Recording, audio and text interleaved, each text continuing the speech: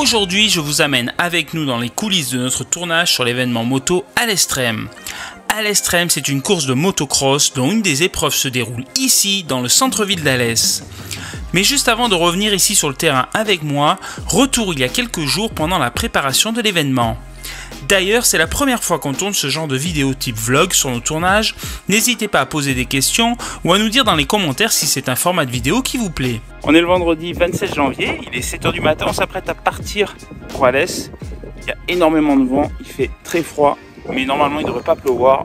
Et ça, j'achète, comme dirait un célèbre animateur. Donc on va partir pour 1h30 de route et on se retrouve sur Alès.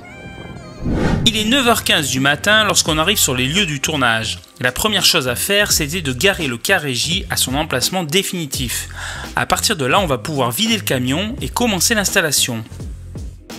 Là, nous sommes en train d'installer la caméra au bout du circuit. Elle va être installée sur cette nacelle. Il est très important de la placer correctement et de manière stratégique car cette cam va devoir couvrir une partie importante du circuit.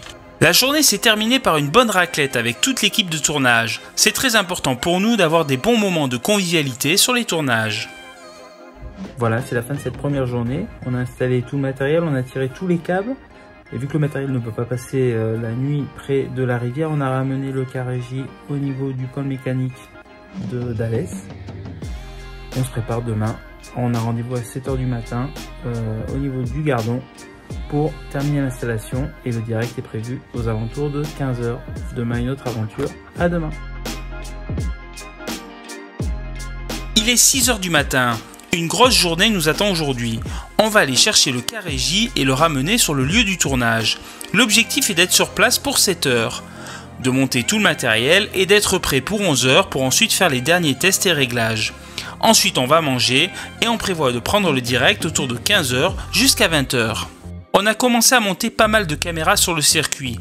On commence à tester tout cela. En parallèle, on continue le montage du plateau télé et on teste les liaisons son. Concernant le son, chaque animateur aura son micro et des ear monitors. Les ear monitors vont permettre à la personne d'être isolée du bruit ambiant et d'entendre la réalisation sonore ainsi que les instructions du réalisateur. Je suis maintenant assis à ma place de réalisateur et je vous présente les images qui sont en face de moi. À ma droite, j'ai Pierre-Alexandre qui va s'occuper de tout l'habillage et du lancement des magnétos. Il aura aussi un œil attentif sur le son. Au fond à gauche, nous aurons Julien qui va gérer tous les ralentis en direct. L'idée c'est d'avoir à la fin de chaque course une boucle de ralenti des meilleurs moments de la course.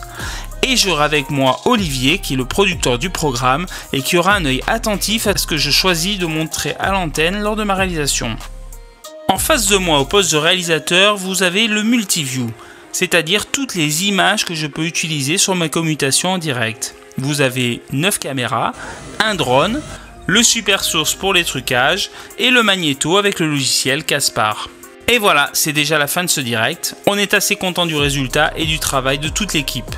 Filmer et réaliser demande beaucoup de concentration à tout le monde, donc ça reste un exercice assez fatigant pour l'ensemble de l'équipe. Il ne reste plus qu'à tout ranger, il y a environ 2-3 heures de travail et ensuite à rentrer chez nous. Merci en tout cas d'avoir suivi cette vidéo jusqu'au bout, à très vite.